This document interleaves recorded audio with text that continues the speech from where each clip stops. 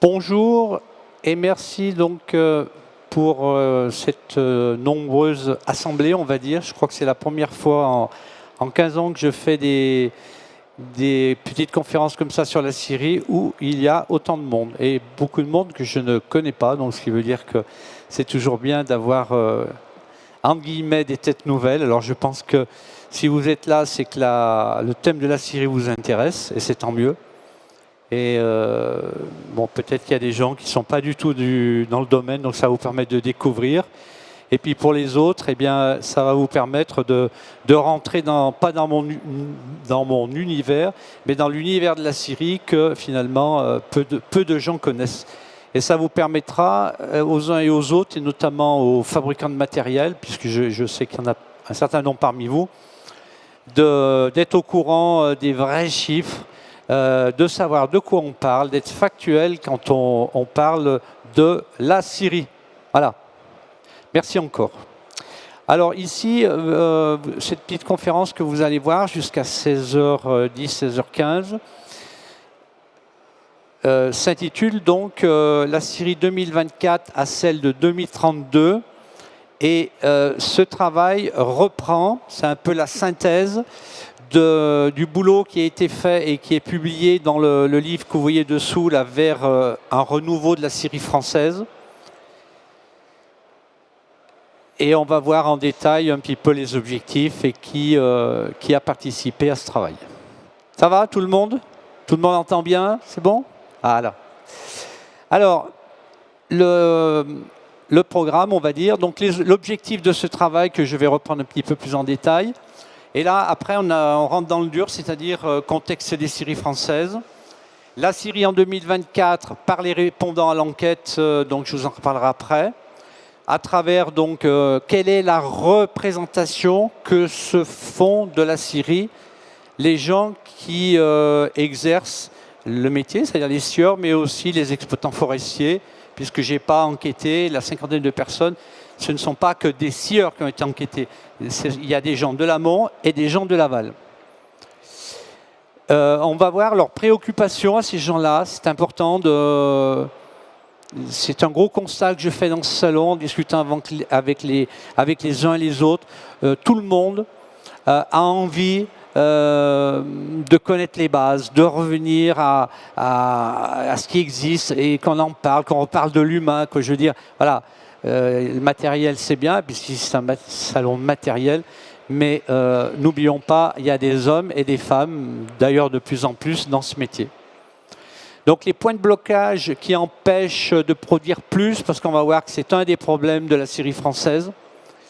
Et puis on se projettera à la Syrie 2032, c'est-à-dire dans moins de 10 ans finalement. Et comment les scieurs et leurs partenaires voient la Syrie en 2032. Pas inintéressant hein, de se dire, tiens, comment on voit pas... Alors ici, c'est pas à 50 ans ni à 100 ans, tout simplement à 10 ans. C'est demain. Et puis en conclusion, donc, alors tout ça, c'est pas moi qui vais vous le dire, c'est les retours des enquêtés. C'est-à-dire quels sont pour eux les enjeux du développement des Syries. Et puis la dernière question, que faire pour retrouver le dynamisme du secteur du sillage français d'avant 2009? Parce qu'on verra qu'on était dans un sommet jusqu'au subprime, hein, jusqu'en 2008. Et puis on va voir dans la courbe une chute de production après les subprimes qu'on n'arrive pas à remonter. Alors, avant d'attaquer, un certain nombre d'entre vous, vous connaissez certainement ce que je représente, mais je représente donc l'Observatoire du métier de la Syrie, donc qui est je ne veux pas dire un organisme, mais un endroit où on réfléchit autour des problématiques de la Syrie.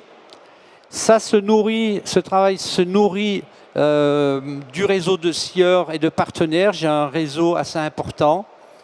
C'est plus ou moins informel, mais ce réseau est là et il me suffit de l'activer pour faire réfléchir les gens et faire des séminaires, puisque vous le savez, un certain nombre d'entre vous, on a fait en 25 ans de nombreux séminaires entre des fabricants, des scieurs, des forestiers, enfin voilà, on a cogité.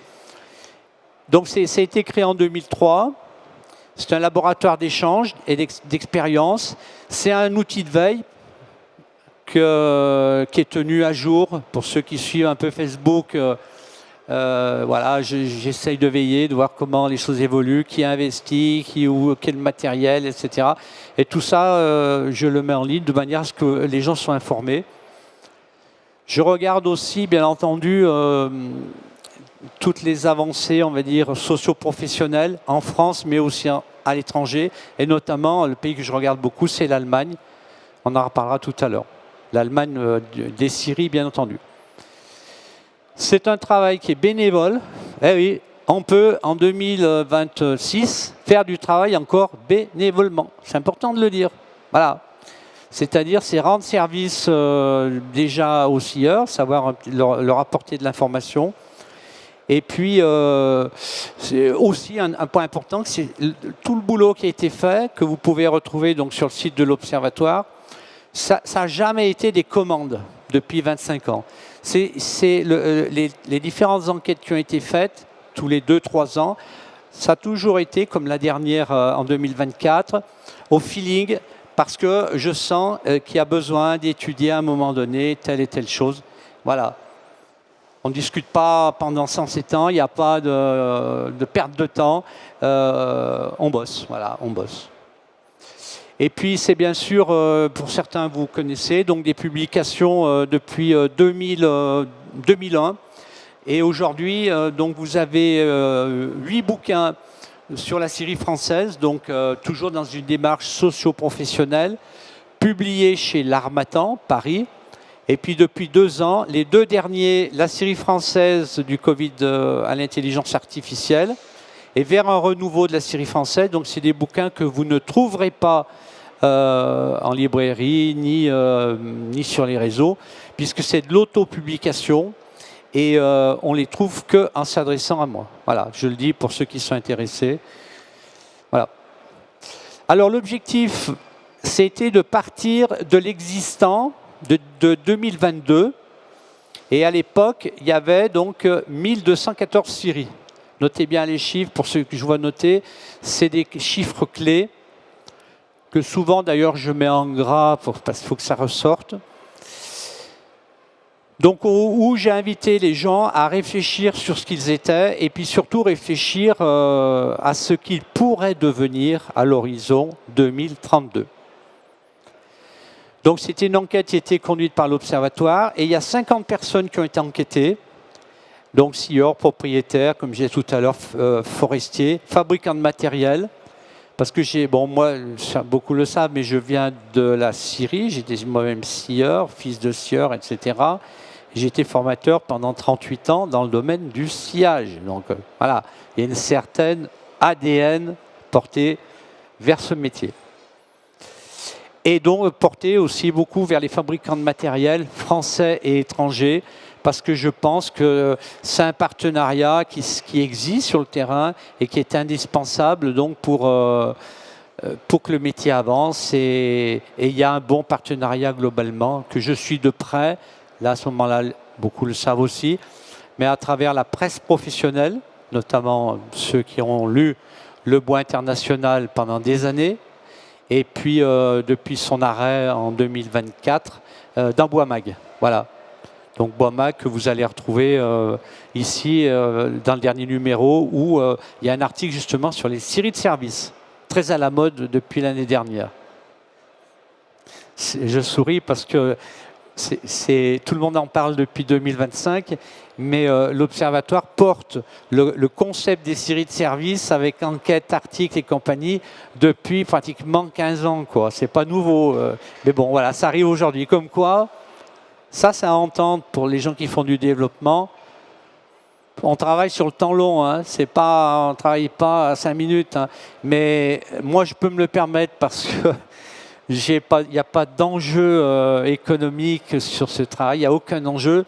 Et ben voilà, ça a permis de faire du boulot sur la durée. Et puis, disons-le, je pense qu'il y en a beaucoup d'entre vous qui le pensent, il y a un aspect aussi passionnel, forcément. On ne fait pas ça pour le plaisir de le faire. Non, il y a quand même quelque chose d'autre. Voilà, donc la première interrogation que j'ai eue, c'est au regard du rapport de la Cour des comptes de 2020, page 123, qui annonce, les magistrats de la Cour des comptes, qui annoncent au rythme stable constaté sur la période, donc c'était la période les 10 dernières années, hein, d'accord, c'est-à-dire 2010-2020, 58 scieries sont partis par an. 58 scieries sont partis par an. Et eux, bêtes et méchants, ils disent, eh ben, d'ici, on en reparlera après, mais 2045, il ne devrait plus y avoir de scieries en France. Voilà. Bon, je me suis dit, c'est quand même bête, quoi. Je veux dire, si on ne pousse pas davantage la réflexion, c'est trop simple de raisonner comme ça. Donc du coup, c'est pour ça aussi qu'on a essayé de trouver les bonnes raisons qui font que en 2045, on existera encore. Enfin, je parle surtout pour les jeunes qui sont dans le métier ou qui vont l'être. Voilà, je pense que ça ne sera quand même pas la mort des scieries. Voilà, donc le contexte. Donc là, pour ceux qui ne connaissent pas, c'est des dessins de DAO d'une scierie. D'ailleurs, je crois qu'il y a le fabricant dans la salle là, qui me l'a prêté. Voilà, donc une scierie ruban, etc. Pour ceux qui connaissent un peu. Donc on voit qu'il y a beaucoup de mécanisation sur le dessin. Et puis les machines, bien sûr, de type de sciage qui coupent le bois. Voilà, donc on rentre dans le sujet et on s'aperçoit donc au travers du graphique, donc les chiffres sont donnés par l'Agreste, ministère de l'Agriculture. Et les chiffres, écoutez, je vous laisse constater par vous-même, hein, chute des années 60, 15 000 scieries en France, autrement dit, toutes les communes forestières, c'est 4, 5 scieries. Il y en avait 2 partout. Et aujourd'hui, eh bien, les derniers chiffres qu'on m'a donnés, je les ai pris la semaine dernière, c'est 2023, on a 1162 scieries. Et on se rend compte que, eh ben, on continue à être sur cette perte de 50 scieries par an. C'est pas compliqué, on reste sur...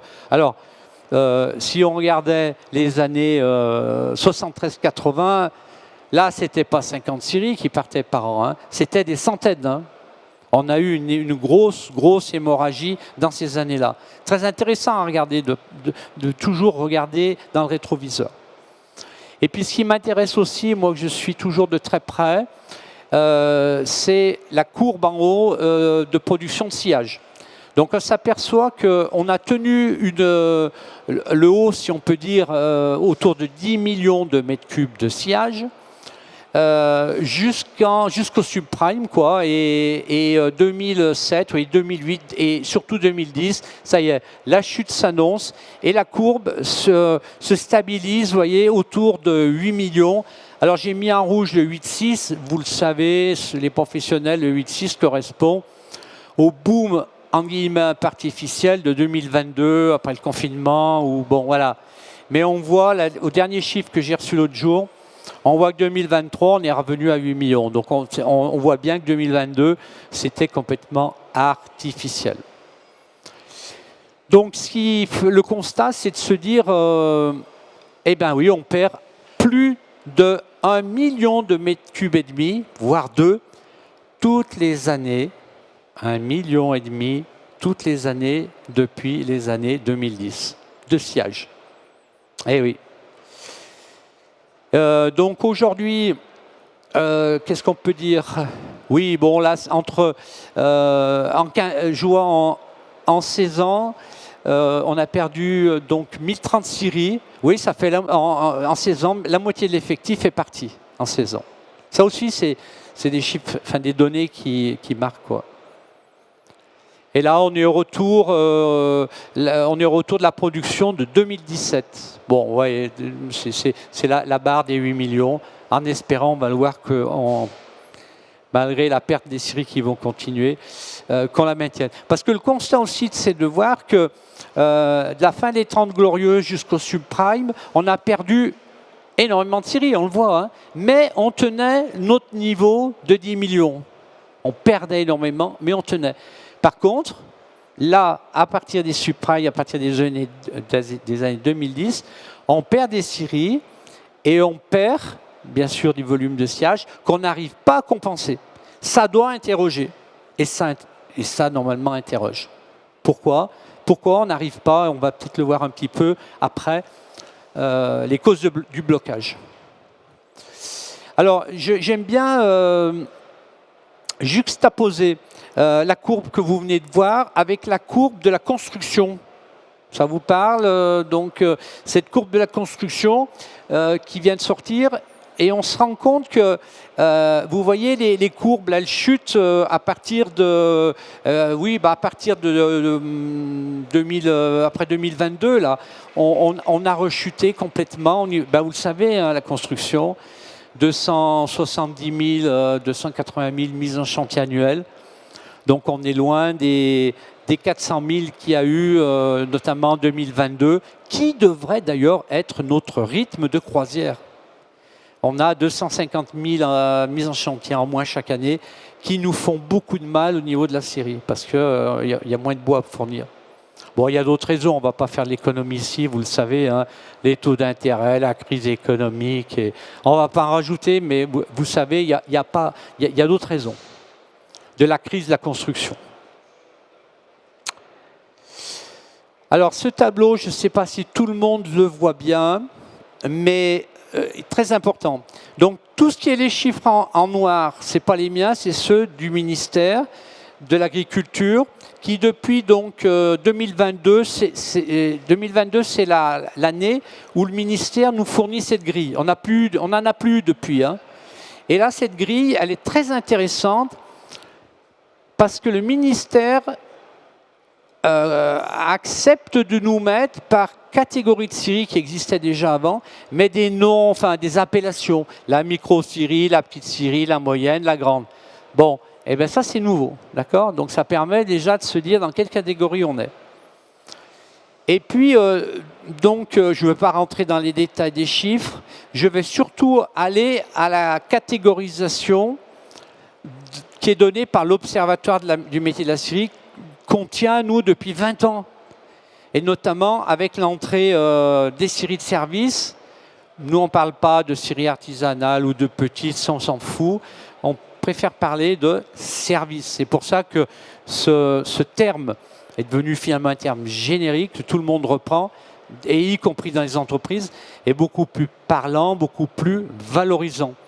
Et donc, si on regarde un petit peu les pourcentages, donc moi, je pense que je m'appuie sur les chiffres, hein, mais les scieries de service, on voit aujourd'hui que c'est 87% des scieries, c'est énorme, hein, presque 90%, c'est-à-dire entre les gens, en haut, là, c'est des données en mètres cubes de sciage, vous voyez, en dessous de 5 000, 5 000 à 10 000, et oui, jusqu'à 10 000, quoi. Hein. C'est pas rien quand même, hein. 10 000 mètres cubes de sciage, c'est 20 000 mètres cubes de grumes. Donc à 50% de rendement. Donc voilà, donc il y a cette catégorie de scierie de service. Elle représente 26% de la production. 26%. Après, les deux autres catégories que moi j'ai mis pour que ça parle un peu mieux, c'est-à-dire c'est les scieries de production semi-industrielle. Donc ça représente 6% des scieries. Et elles font donc 14% de la production, si je ne me trompe pas. C'est-à-dire plus d'un million de mètres cubes. Et puis bien sûr, le gros paquet, il est donné dans la scierie de production industrielle, qui représente donc 7% des scieries pour 60% de la production. 5 millions de mètres cubes sont faits par les scieries de production industrielle. Alors ce qui est intéressant aussi, je ne veux pas le faire parce qu'il faut qu'on avance, mais vous avez, ça c'est le ministère qui l'a donné, et ils ont bien fait, c'est bien fait, la dichotomie entre résineux et feuillu. Vous voyez que par exemple, un exemple, hein, le feuillu, il est beaucoup travaillé finalement dans les scieries en dessous de 10 000 finalement. On les voit là, hein, on voit bien les chiffres. Si on regarde les chiffres, en feuillu, ils font autant qu'en résineux pratiquement. Enfin bon, surtout dans les petites. Après, bon, ça se différencie très nettement. Mais ben oui, c'est la réalité de la scierie de feuillu. D'accord ? Bon, je passe. Le résumé de ce que je viens de dire, eh ben, on est là. Donc, c'est-à-dire les scieries de service, 87% pour 26% de la prod. Et puis les scieries de production, je globalise pour que ça parle à tout le monde. Donc c'est, si je ne dis pas de bêtises, on l'a dit tout à l'heure, mais 60 plus 14 et en termes de représentativité, 7 plus 6. Donc la représentativité, oui, elle est. C'est vrai aujourd'hui dans les scieries de service. Et ce n'est pas innocent non plus pour que les pouvoirs publics s'intéressent, je dirais, enfin à ce secteur. Et oui, bon, l'objectif, ce n'est pas de parler de comment elle les aide, mais c'est notamment dans les aides au développement, dans l'investissement matériel. C'est relativement nouveau, hein, à l'horizon 30 ans, c'est 5-6 ans. J'ai vu beaucoup de projets sur ce type d'entreprise qu'on ne voyait pas avant. Et en neuf. Parce qu'aussi aujourd'hui, sur le domaine de la scierie de service, ça, il faut le dire, c'est une réalité. Il y a du matériel neuf qui existe pour ce type de scierie et qui n'existait pas forcément il y a 10-15 ans où les gens étaient obligés de prendre du matériel, ça existe toujours, hein, mais de seconde main, venant justement des domaines de la production et semi-production. Et bon, aujourd'hui, on a fait un grand pas dans cette amélioration. Alors, si le milieu a perdu plus de 7 scieries sur 10 et plus même plus de 10% de son volume de sciage en plus de 50 ans, ça c'est pas moi qui le dis, mais c'est les chiffres, il a multiplié par plus de 6 son volume de production par scierie. Bon, donc du coup ça veut dire que notre milieu, et il suffit d'aller voir les entreprises, faire des reportages pour voir que dans bien des endroits, la productivité augmente via la mécanisation, les nouveaux matériels, etc. Alors, à titre indicatif, pour ceux qui ne savent pas, donc Auvergne-Rhône-Alpes représente le plus fort territoire de production de sciage, 2 millions de mètres cubes. Après la Nouvelle-Aquitaine, 1,8 million. Et le troisième, c'est Franche-Comté.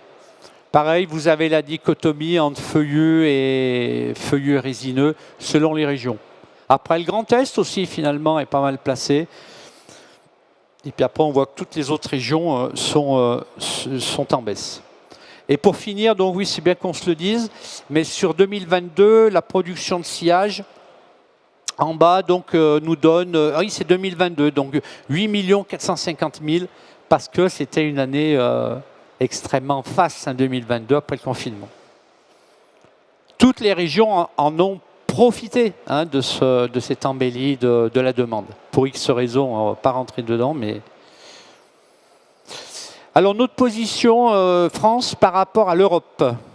Résineux, hein, donc sapin, Picea, Douglas. On se retrouve en 5e position, avec un petit 7 millions de mètres cubes de sciage. Et puis les leaders et les cadors, si on peut dire, les Allemands, vous voyez, à presque 23 millions de mètres cubes de sciage. Les Allemands à côté, nos voisins. D'accord, ça parle, hein, ça, hein, ce volume. Alors moi, un pays qui m'interroge beaucoup sur le résineux, c'est l'Autriche. L'Autriche, je me rappelle quand, si je reprenais mes schémas d'il y a 15 ans, je me souviens, ils étaient à 5 millions de mètres cubes. Donc dans tous ces pays, l'Allemagne, ça ne nous surprend pas parce que c'est comme ça depuis déjà plus d'une décennie, même voire 20 ans. Mais c'est l'Autriche. L'Autriche a multiplié par 2 pratiquement sa production de sciage. Et nous, ouais, ben voilà, on régresse, quoi, un petit peu même beaucoup sur le résineux. Par contre, allez, cocorico, c'est le feuillu. Le feuillu, donc, on est sur 1,3 million, 1 350 000. Alors attention, ce chiffre, c'est toujours 1,2 million plus nos 150 000 mètres cubes de Mérin. Le Mérin, il est toujours un peu, on ne sait pas si c'est du sciage ou si c'est du bois brut. Il est toujours, c'est plus, on dit plus. Donc voilà, là, il n'y a pas que du sciage. Bon, oui, voilà, on a repris notre hégémonie depuis 2002, peut-être, il me semble, c'est 2022, mais on s'est fait damer le pion, on va dire 2 mots pourquoi, pendant 10 ans pratiquement par la Roumanie, puisque, bon, c'est un secret pour personne, la Roumanie sur le secteur feuillu, il y a eu un pillage de bois pendant des années et des années, avec des assassinats de gardes forestiers, de gens qui essayaient de... C'est avec la libéralisation du pays, ça a été du tout et du n'importe quoi. Et voilà, donc ils ont fait plus de mètres cubes que nous. Mais là, bon, c'est redevenu, la France est redevenue leader sur la production de feuillus. Bon, ça s'explique aussi par notre ressource. Voilà, derrière, la Roumanie, elle nous talonne. La Croatie, l'Allemagne. L'Allemagne elle est en 4e position. 2 mots quand même. Peut-être en 4e position, mais avec bien moins de Syrie que chez nous. Et avec des leaders, vraiment des très gros. Je citerai Paul Meyer, bien sûr, qui est un très très gros dans le hêtre. Et qui fait beaucoup de produits à forte valeur ajoutée. Je le redis aussi, Paul Meyer, ça s'interroge. Paul Meyer, dont on a, alors peut-être ça va faire bondir certains, dont on a refusé l'accès, je ne sais plus, je crois que c'est 2010-2011, à Épinal. Paul Meyer voulait s'installer. Donc peut-être qu'on a raté un rendez-vous parce que, bien sûr, les gens en place n'en voulaient pas, forcément. On le voit aujourd'hui avec Florian dans les Pyrénées, il y a 2 ans, etc. Mais il faut s'interroger. Alors je pense que sur ce sujet-là, c'est pas les gens les professionnels qui, bon, Paul Meyer peut-être un peu, qui freinent l'installation, mais dans le cadre de Paul Meyer, de Florian dans les Pyrénées, c'est des blocages sociétals. Voilà, j'en dis pas plus. Ça mérite de s'interroger, parce que tout ce que l'on ne produit pas chez nous, on le prend à l'extérieur. C'est ça qu'il faut savoir. Le résineux, on ne fait pas assez de sillage. Bon, on va en parler après de la revalorisation. Mais si on ne le fait pas, on le prend ailleurs. Hein. Et c'est ce qui se passe. Finlande, Suède, Allemagne, c'est 2,5 millions de mètres cubes de sillage qui rentrent par an. Et ça, c'est pas d'aujourd'hui. C'est depuis 60-80 ans. Il ne faut pas croire que c'est depuis hier. C'est très, très ancien. C'est ça qui doit interroger. Et c'est ça qui interroge l'Observatoire. Et les gens que j'interroge, ils s'interrogent. Mais évidemment, la pudeur, c'est ça aussi notre problème. La pudeur, le fait de ne pas vouloir foutre le bazar, les gens disent rien. Et pourtant, c'est une réalité. Moi, je peux dire ce que je veux. Je veux dire, j'ai mon droit de parole et je le dis, ça doit interroger. Voilà, donc la Syrie en 2024, là, on est sur les résultats de l'enquête. Alors, à la question, donc, quelles sont les préoccupations des scieurs en 2024 ? Alors là, je le dis aussi au passage pour ceux qui connaissent un petit peu, 50 personnes enquêtées, tout de la question ouverte. Et c'est 2 mois de boulot pour extraire toutes ces réponses. Ça paraît tout bête, ça. Hein. Bon, il y a aussi il y a une écriture, après il y a un livre, mais les premiers résultats, c'est ça, c'est sortir des mots, des idées. Et ça, il faut l'extraire. Hein. C'est un très long boulot et qui est très riche du coup à montrer. Donc, à travers les faiblesses, et puis les contraintes, et puis des 2 côtés, quels sont les atouts et quelles sont les forces. Bon, je ne vais peut-être pas tout dire, mais j'aime bien parler des faiblesses parce qu'on doit être capable de faire son autocritique. C'est un peu ce qui nous manque, franchement. Parfois, ce n'est pas facile de faire accoucher des mots, des idées et nos faiblesses. Les gens disent, on a une menace sur la ressource, on en reparlera à cause de la crise climatique. On est faible sur la production volumétrique, on l'a dit tout à l'heure. On est faible sur la pérennité des ressources. Et oui, beaucoup d'anciens sont encore aujourd'hui à la tête de nos scieries. Bon, il y a de la succession, garçon, fille, ça arrive, c'est bien, c'est dynamique. Mais il y a encore, voilà, il y a eu une enquête faite par la Banque de France, je crois que c'était plus de 30 ou 40%, de plus de 60 ans sur un panel de 800 scieurs. C'est énorme. Voilà. Le commercial, bien sûr, la faiblesse, c'est le marketing. Et puis, ils reconnaissent que notre faiblesse est sur les produits techniques, le Carlet, le BMR, le CLT, c'est-à-dire les produits finis qui sont utilisés par la deuxième transfo. Il ne faut pas dire qu'on n'en fait pas, mais on ne fait pas de la massification à l'allemande. Voilà, c'est ça le problème. Les contraintes, bon, crise climatique, ça je vous passe les détails. Les coûts énergétiques, bon, on est revenu un petit peu d'aplomb, mais ça a été costaud, hein, 2023, surtout 24. On a beaucoup de scieries qui ont été obligés de mettre des groupes électrogènes, d'arrêter de taper sur le circuit électrique. Bien sûr, les pressions, alors c'est banal de le dire parce que les pressions normatives, environnementales, bruit, poussière, sociétales, contre les coupes rases, n'en parlons pas, c'est un problème aussi. Et l'extension à la création de scieries, c'est un problème. Personne veut une grosse scierie à côté de chez lui, on l'empêche de se grossir, on a vu des cas, c'est des bagarres, on se bat aujourd'hui. Il y a des gens qui se battent. Alors, je ne dis pas qu'ils ont tort, hein, mais c'est du constat, c'est factuel, c'est ce que les gens me disent. Les forces, allez, disons-le, les forces, c'est connaissance du matériau. C'est là-dessus qu'il faut s'appuyer, franchement. Connaissance du matériau, le savoir-faire, la diversité des produits et des essences. Plus de 100, je ne sais plus combien, 34 essences en France. Vous allez en Finlande, Suède, c'est 4. Putain, mais c'est quand même une force. La diversité des structures de sciage, c'est une force aussi, la petite, la moyenne, la grosse.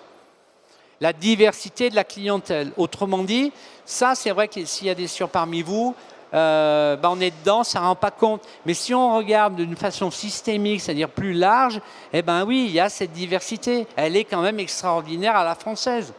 Voilà. Les atouts, il faut quand même le dire, donc du coup on a quand même une ressource, il y a un scieur qui me disait ça l'autre fois, Maurice, la ressource, elle est quand même souvent à la porte de nos scieries. C'est pas rien. Bon, il y en a, ils vont la chercher. Hein. Bon, je cite personne, mais des fois, les grands groupes, ils sont obligés d'aller assez loin pour s'approvisionner. Mais la majorité, la ressource est quand même à proximité. Maillage du territoire, bien jusqu'à présent. L'atout aussi, beaucoup, je crois que les 2/3 sont des entreprises familiales. Très important. On se serre les coudes en période de crise, et Dieu sait si en ce moment, parmi vous, il y a des scieries familiales. Ça doit être le cas, parce que c'est chaud. La transformation locale, vous savez bien qu'on ne parle que de ça aujourd'hui. Hein. Circuit court, nani, bah oui, bon, on le fait, ça. Il ne pose pas de questions, on est dans le coup, quoi, je veux dire là-dessus. Transformation locale, le fabricant de palettes et qui scie ses bois, il achète souvent, moi j'en connais beaucoup, son bois aux alentours 40-50 km et il livre ses palettes sur son bassin économique. Il ne fait pas 600 km, il y a eu une enquête je crois et qui est sortie il n'y a pas beaucoup de longtemps, qui nous dit que je crois que c'est pratiquement 70% des fabricants de palettes qui livrent dans un rayon de moins de 100 km. C'est-à-dire c'est à côté. Mais c'est historique ça. Les scieurs du Haut-Beaujolais faisaient de la palette pour Potin qui était à la Clette. Vous voyez, c'est historique et ça continue ça. Et puis l'atout aussi, je pense que c'est réellement un atout, c'est le renouvellement de génération. Et c'est là que les anciens, je le dis, moi et puis parmi vous il y a des anciens, on a vraiment un rôle aussi d'accompagnement de ces jeunes qui reprennent des scieries ou qui bossent avec le père ou la mère. Bon, souvent c'est des gens qui n'ont pas forcément une formation bois.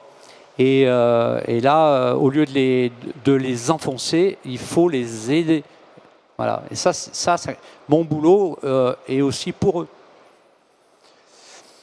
Alors les représentations de la scierie, c'est pas bête ça. Comment les scieurs voient leur métier finalement.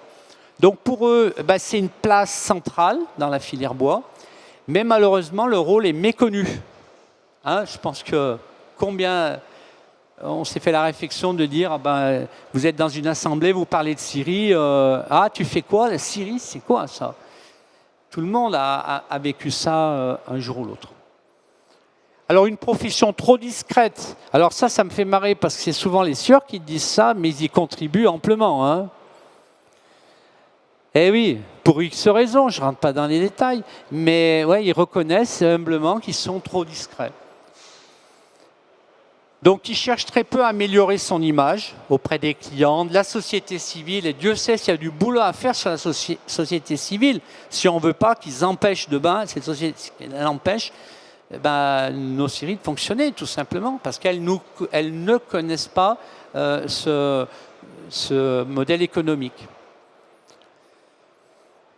Bon, évidemment, c'est bateau, mais des emplois directs et indirects. Hein. Je crois que la Syrie France, je ne vais pas dire de bêtises, mais il me semble que j'ai eu entendu. Alors, il n'y a pas de chiffre officiel, mais il me semble que sur France, on nous parle de plus de 20 000 emplois. Bon, ça, sous réserve. Donc, plus de 1000 Syries travaillent souvent en circuit court, ça c'est vrai. Majoritairement familial, on l'a dit tout à l'heure. Et finalement, elles assurent quand même une certaine souveraineté, même si on fait rentrer 2 millions de mètres cubes, il y a quand même une grande partie de nos bois, nos sillages qui sont employés sur le territoire. Vous connaissez le problème de l'effet Algan, hein, on a perdu complètement la souveraineté, il est fait je ne sais pas où, et voilà, on ne le fait plus en France, voilà. Et tant d'autres produits, malheureusement. Bon, juste, alors voilà la question phare en bas, la question phare, qui pose les sieurs. Jusqu'à quand les scieries mailleront-elles encore le territoire? Ce n'est pas la Cour des comptes qui parle là, c'est les scieurs et les forestiers qui approvisionnent. Lorsqu'on sait donc que 50 d'entre elles disparaissent chaque année, eh oui, avec une perte de 1,5 million de mètres cubes toutes les années. Je m'excuse de rabâcher, mais il faut que ça infuse. Et bon, j'ai mis en parenthèse le rebond de 2022, mais qui est artificiel à cause de l'après-Covid qui avait redémarré artificiellement. Alors, ce que j'ai mis en jaune là, notez-le, c'est à mon avis le questionnement phare. Moi, le premier, pendant des années, je disais, on perd du volume de sillage parce qu'on perd des scieries. Voilà, on a moins de scieries. Et puis, quand j'ai fait ce boulot, il y a un répondant qui me dit, mais Maurice, il faut aller plus loin.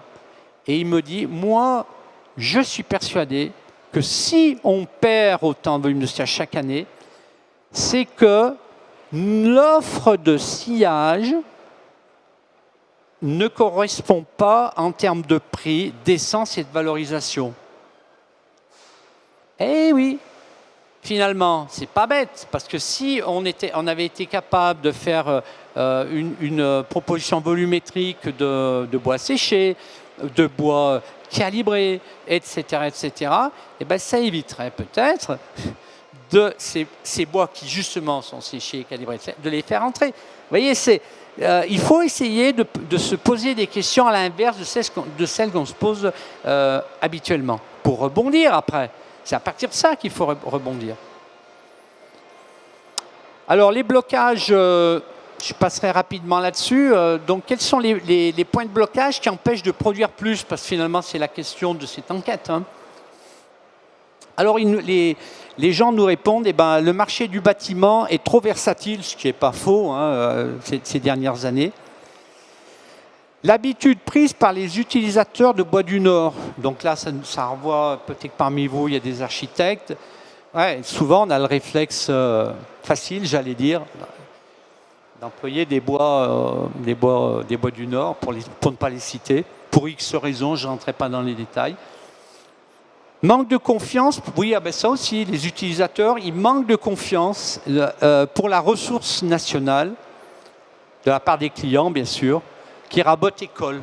Ils préfèrent encore du bois d'importation pour sécher, raboter, coller. Eh oui. manque de confiance, ou alors ils n'ont pas la matière pour le faire. Alors, les blocages aussi liés au niveau de la politique économique. Bon, des blocages administratifs pour pouvoir davantage travailler en cas d'afflux de travail. Ça, c'est pas moi qui le dis, c'est les scieurs. Comme en 2022. C'est sidérant hein, quand les chefs d'entreprise vous disent ça. On aurait pu faire plus, mieux, mais on avait des blocages administratifs. C'est incroyable hein, quand j'entends ça.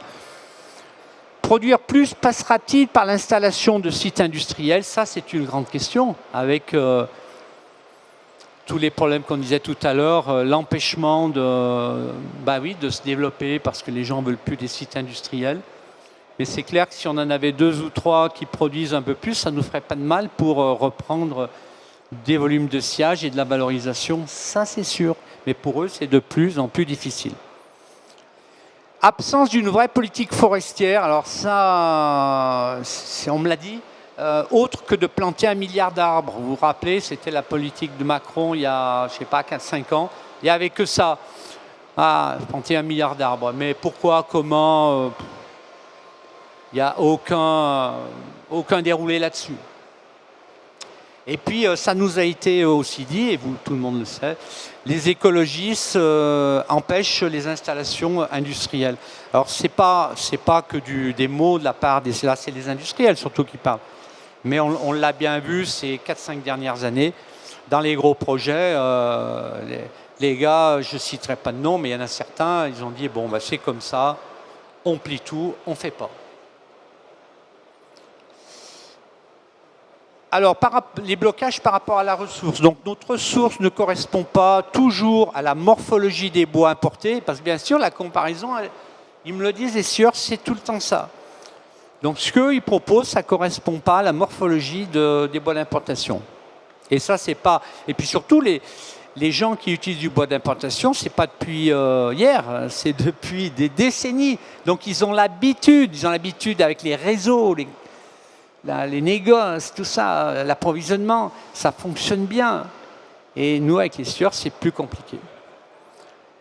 Grande insuffisance de la forêt privée. Alors là, ça, j'ai pas tout mis, mais j'en ai entendu. Ça, la forêt privée est souvent assez critiquée quant à sa réactivité, enfin bon, plein de choses. C'est quand même, d'après eux, un problème. Peu d'essais de substitution avec d'autres essences et notamment du feuillu. C'est bien le grand questionnement aujourd'hui. C'est comment ce feuillu, ça cherche, hein, je peux vous le dire, en France, il y a des groupes de recherche qui essayent de... Parce que vous savez qu'on a plus de feuillus que de résineux en France, hein, en termes de surface, on l'a, mais il est sous-exploité, quoi, puisqu'on fait qu'1,3 million de mètres cubes de sillage et on en fait presque 8 dans le résineux. Alors, pas assez de bois au bon prix. Alors ça, quand ils disent ça, c'est par rapport aux forestiers. On le voit aujourd'hui, notamment dans le domaine de l'emballage. L'emballage s'est emballé depuis quelques mois. Les bois d'emballage, ils sont pratiquement au prix des bois de sillage. Et c'est de la folie, parce que ça ne joint plus avec les produits d'emballage qui sont fabriqués derrière. C'est un sujet. Manque de rigueur de l'administration forestière, ça m'a été aussi dit par beaucoup de scieurs. Ouais, c'est aussi un constat. Des blocages liés aux moyens de production des scieries. Là, on revient sur la scierie. Difficile d'être ajusté aux besoins du moment. Et ouais, c'est ça le problème des scieries. Soit on est surdimensionné actuellement, comme il y a beaucoup moins de boulot, beaucoup sont surdimensionnés. Mais si demain on a, comme en 2022, et on va la réavoir, faut pas. Moi, j'entends parler du milieu par ma famille et ma grand-mère depuis les années 30. Avec la grande crise, j'ai entendu tout ça. Donc les bas, il y en a eu, et il y en aura encore. Des hauts, il y en a eu, c'est le cas de dire, sans dents de scie. Donc je pense que ça repartira, on aura de nouveau des hauts. Mais le problème, c'est que si on n'est pas au bon rendez-vous, on peut être sous-dimensionné lorsqu'on est en période de haut. Eh oui, donc vous savez, parmi vous, il y a des scieurs, je sais. c'est un sacré challenge pour les patrons. Parce que, en résumé, il faut toujours être au top, investir, avoir un outil opérationnel. Mais il ne faut pas oublier que je connais beaucoup de scieries, il y a une baisse de boulot, tu as une équipe, c'est pas comme dans certains métiers où tu vas aller, ou comme au Québec ou en Amérique, où on met les gens dehors parce qu'il n'y a plus de boulot. Non, nous, ça ne marche pas comme ça en France, on garde les gens, mais on mange de l'argent. Voilà. Donc, voilà, il faut tenir le coup dans ces périodes basses, et après, pour qu'on soit... on soit au rendez-vous dans les périodes hautes. C'est comme ça en Syrie, c'est ça qui est difficile dans le métier. Et ça, les gens n'ont pas toujours conscience. Aussi, alors ça c'est un industriel qui nous le dit, le ticket d'entrée pour construire les unités adaptées au marché de demain, pas marché d'aujourd'hui et de demain, il est énorme en finance, en foncier, en moyens humains. On ne se rend pas compte, hein, c'est en... je vais presque dire en dizaines de millions d'euros. C'est énorme. Et le constat quand même de ce gros industriel, je ne vous dirai pas son nom, mais le constat c'est quand même qu'il nous dit la grande période d'investissement, elle a été ratée en France. Eh oui, c'est dur ce qu'ils disent, hein. Vous voyez qu'ils sont capables de faire leur autocritique. Elle a été ratée, c'est-à-dire que, bon, c'est jamais complètement raté, on peut toujours se refaire, mais pour être dans le coup, j'allais dire, comme le sont par exemple les Allemands, si on prend le résineux, leur niveau, le niveau qu'on atteint nous, en technologie, etc., eux, ils l'ont déjà en décalé depuis 7-8 ans. Eh oui, on a toujours une période de latence, parce qu'en gros, il ne faut pas se leurrer, le système, je ne parle pas du feuillu, mais le système du résineux, les gros sites industriels, en gros, c'est souvent des copier-coller des systèmes allemands et américains et canadiens. Aujourd'hui, les moyens de production sont uniformisés. On voit le même matériel chez tout le monde, c'est la même chose chez tout le monde. Mais le problème, c'est qu'on a été un peu tardif au niveau de nos ajustements. Ouais.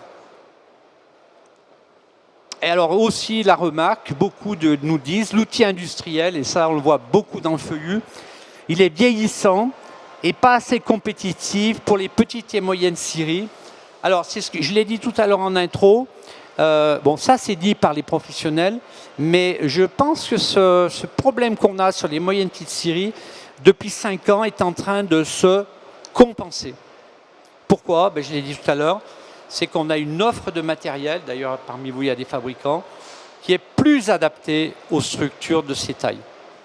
Et ça c'est vraiment extraordinaire, quoi. Voilà, donc la Scierie A 2032, toujours par les répondants, c'est pas moi qui parle, c'est eux. Alors l'évolution des Scierie A 2032, donc regardez le chiffre, hein.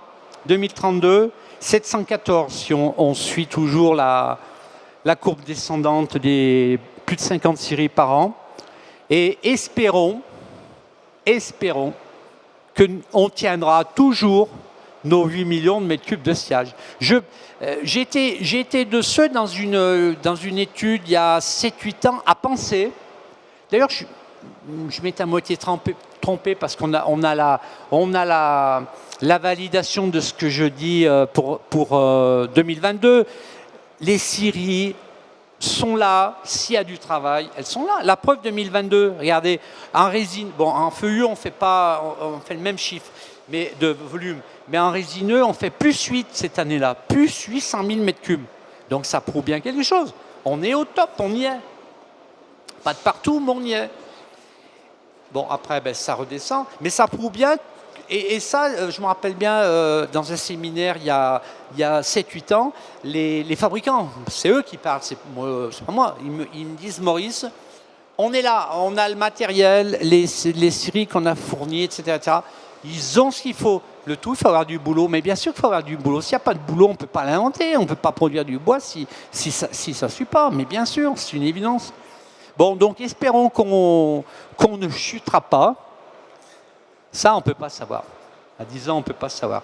Bon, mais si on reste sur cette perspective, on va voir qu'on peut multiplier par 2, ce qui prouvera bien que la productivité, on est bien.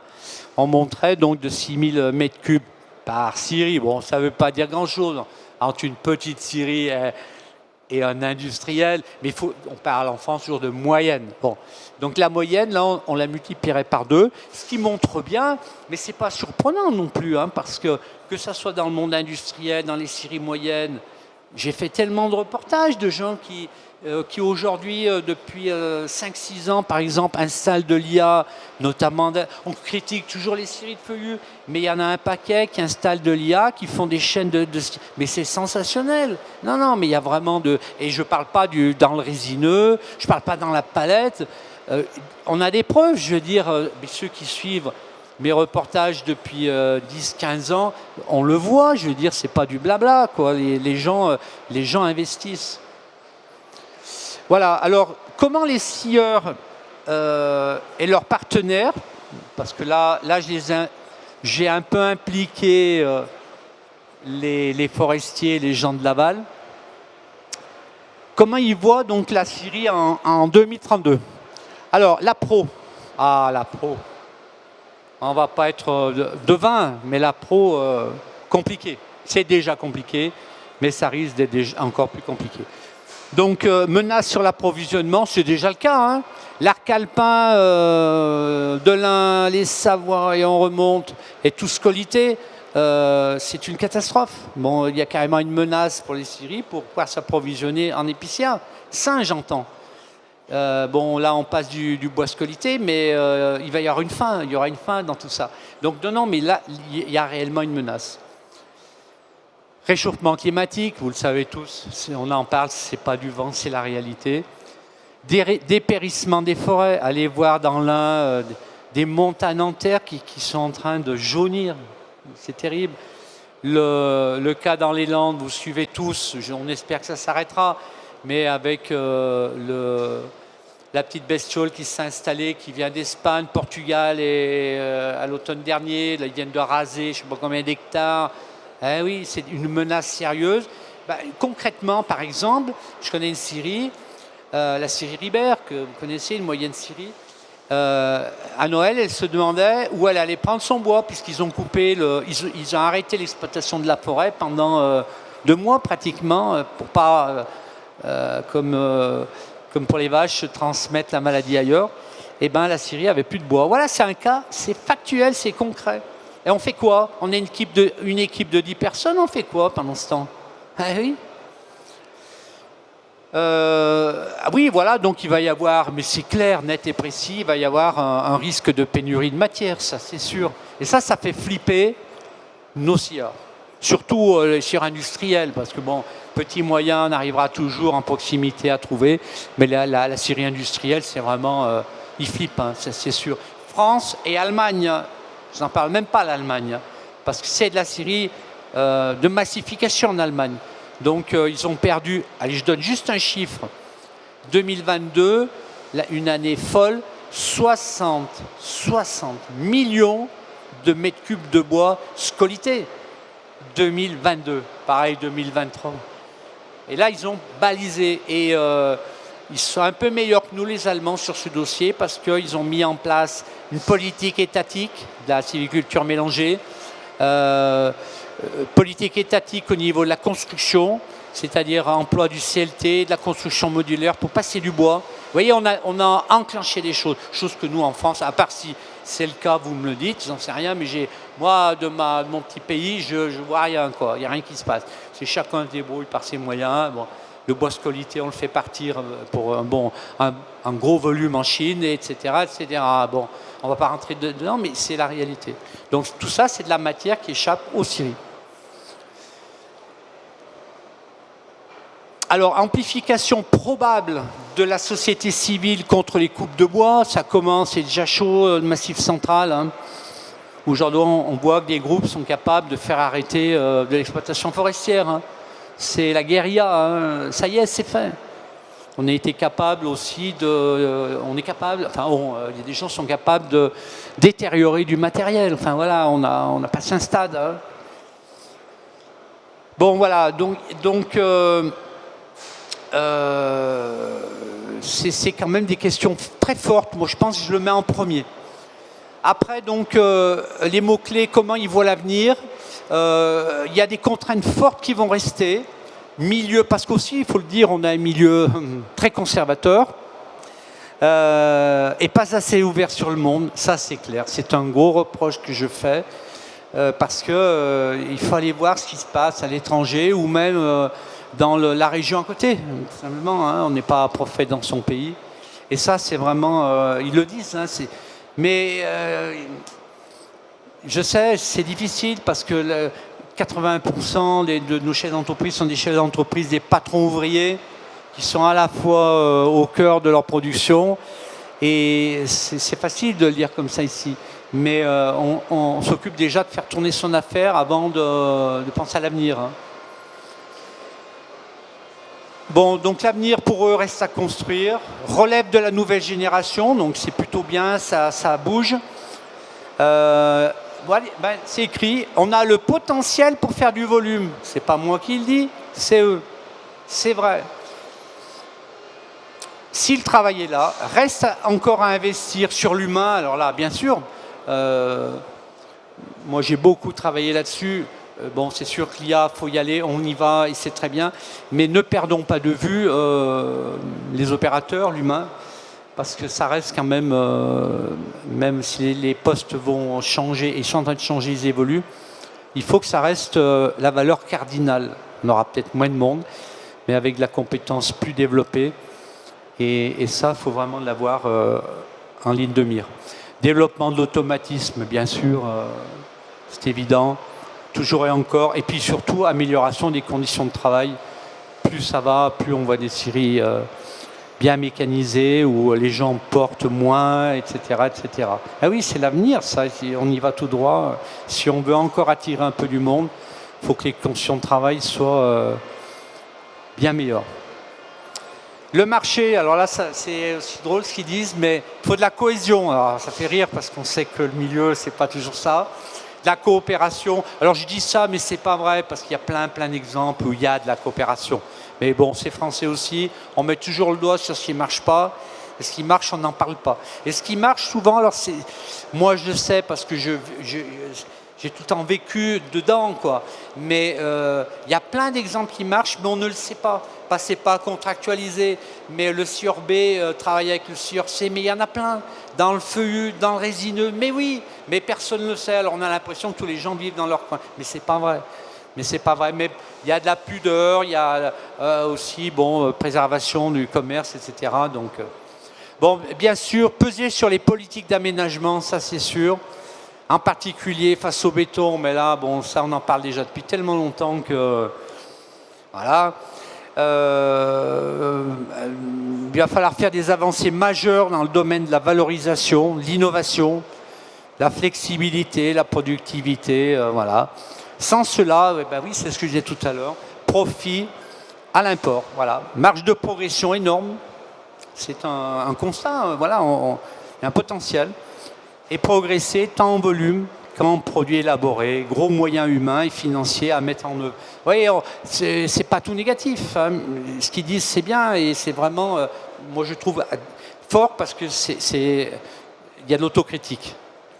Là, ils l'ont fait parce que c'est anonymé, c'est ci, c'est là. Mais comme on aimerait retrouver tout ça dans des débats comme on a eu fait avec l'Observatoire, où les gens parlent, où les gens, c'est bien quoi de parler. Et aujourd'hui, ça manque. Voilà, donc en conclusion, et on va être bon. La série française, donc à l'horizon 2032, il y a un potentiel des menaces. En résumé, hein, les menaces, donc c'est sur la matière, on l'a dit, j'y reviens pas dessus. La ressource, la pro, le réchauffement climatique. Les pressions, parce que Dieu sait, les sieurs qui sont là le savent, à l'achat de la matière, pression au recrutement, à l'investissement sociétal, ça en fait un paquet. Hein. La succession, les banques, la législation, la norme, les patrons d'entreprise, hommes ou femmes, ont en ont beaucoup sur la tête. Et qu'on l'on soit petit, moyen ou gros. Et j'allais dire presque, la pression est encore plus énorme chez le petit moyen parce qu'il est tout seul. Bon, s'il a le bonheur d'être épaulé par sa femme ou son mari, c'est pas mal.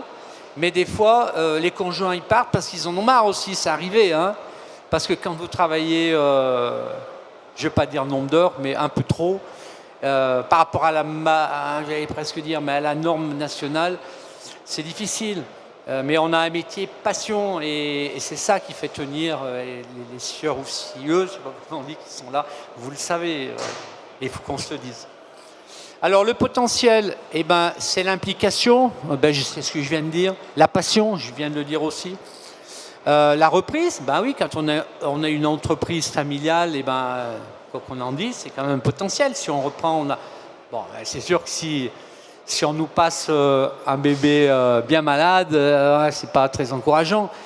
Mais c'est jamais parfait, mais quand même, bon, ça reste un potentiel. La connaissance. Parce que je pense qu'on a dans notre ADN un fort potentiel quand on vient de ce milieu. Parce que c'est un milieu, on n'en a pas parlé jusqu'à présent, mais c'est un milieu technique. Vous entendez? Ceux qui ne sont pas de ce milieu technique. Eh oui, scier du bois, c'est pas simple. C'est pas simple tous les jours. Eh oui, donc il y a une culture de métier absolument très forte. La technologie, bien sûr, on a appris à l'école, les uns et les autres, du bois, qui continue à se perpétuer aujourd'hui dans les 3-4 écoles qui existent, tant mieux. Bon, l'atout aussi, transformation, la matière abondante, sauf dans certaines zones, disons-le.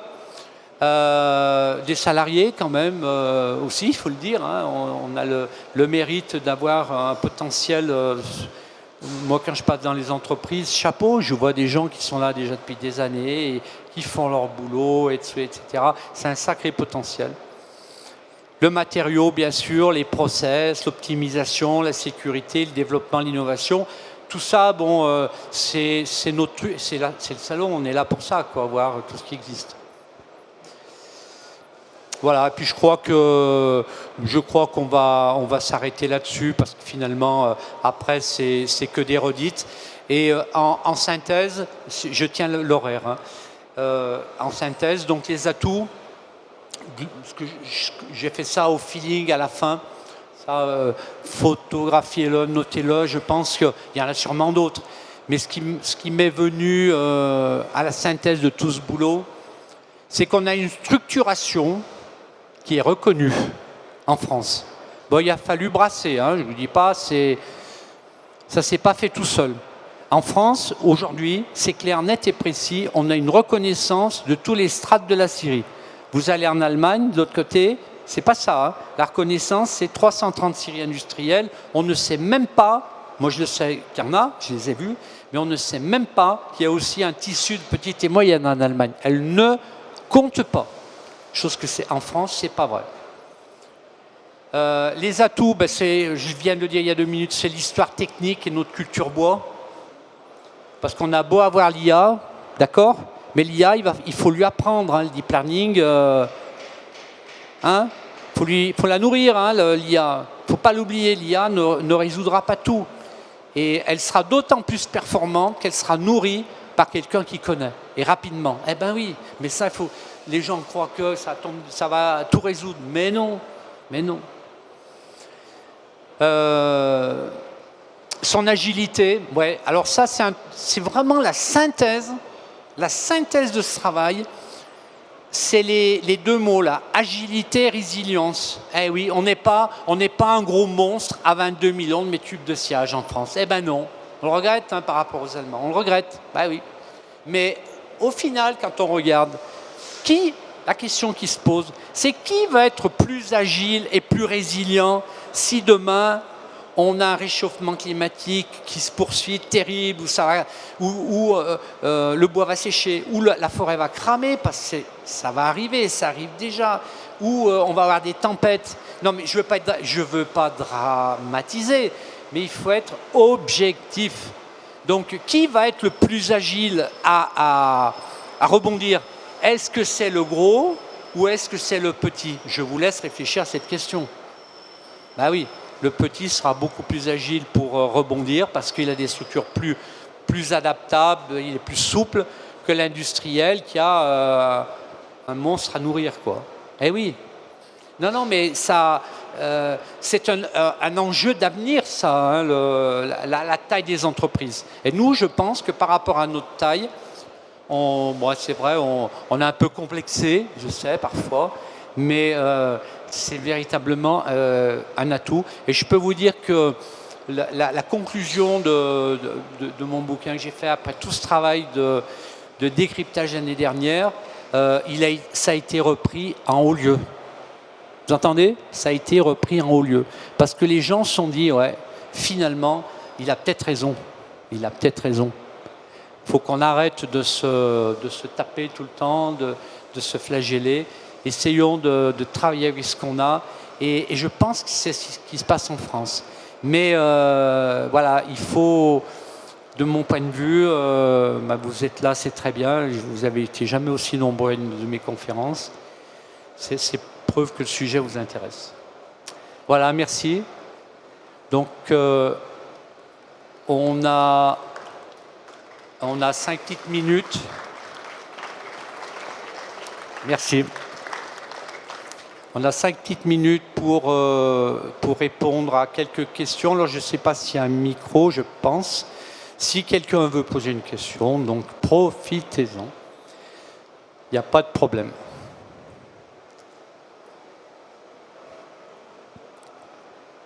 En tout cas, vous avez été des élèves studieux, attentifs. Ouais. C'est bien. Je n'ai jamais été habitué à ça. Bonjour Bernard Jaune, je me posais la question. Vous dites... Moi je suis tonnelier. Tonnelier, voilà. Très bien. Je me demande si la baisse des scieries n'est pas due aussi aux évolutions dans l'exportation des bois. Aussi, oui, bien sûr. Notamment le chêne. Ouais. On a eu le hêtre il y a 20 ans. On a le chêne aujourd'hui. Voilà. Non, mais c'est multifactoriel, bien entendu. Là, on n'a pas fait l'arbre des causes, on l'avait fait dans une autre étude, mais bien entendu que ça fait partie aussi certainement aussi de la baisse de l'effectif. Il y en a d'autres, hein, les gens qui arrivent à la retraite, les matériels pas aux normes, la maladie, le dépôt de bilan, on en met hein, des causes.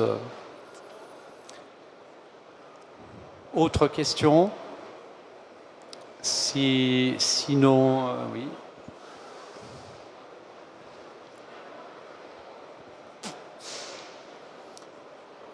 Monsieur Chalaillet, oui. Jean-Louis Rebuffet de Beldon, le massif de Beldon. Je suis sylviculteur avec quelques hectares de forêt seulement, de Résineux. Je ne vous ai pas trop heurté en tant que propriétaire? Ah bon? Pas du tout.